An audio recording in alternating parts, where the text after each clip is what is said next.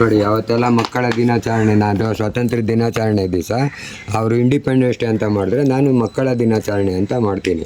ಇದು ನೋಡಿ ಎಲ್ಲರೂ ಪುನೀತ್ ರಾಜ್ಕುಮಾರ್ ಅವ್ರ ಫ್ಯಾಮಿಲಿ ಇವರು ಎಲ್ಲ ಪ್ರತಿಯೊಬ್ಬರು ನನ್ನನ್ನು ಗುರುತಿಸಿದ್ದಾರೆ. ಅವರೇ ಪುನೀತ್ ರಾಜ್ಕುಮಾರ್ ಅವರೇ ಮೂರನೇಗೆಲ್ಲ ಕರ್ಕೊಂಡೋಗಿದ್ದು. ಇದನ್ನು ನಮ್ಮ ಇವ್ರು ಹೇಳಿದ್ರು, ಅನಂತ್ ಕುಮಾರ್ ಅವ್ರು, ಏನು ರೀ ಕನ್ನಡ ಪೇಪರಲ್ಲಿ 108 ಇಂಗ್ಲೀಷ್ ಓದ್ತೀವಿ, ನೀವು ನೋಡಿದ್ರೆ ಇಂಗ್ಲೀಷ್ ಪೇಪರಲ್ಲೇ 108 ಕನ್ನಡ ಓದಿಸ್ತಾ ಇದ್ದೀರಲ್ರಿ ಅಂತ ಅಂದ್ಬಿಟ್ಟು.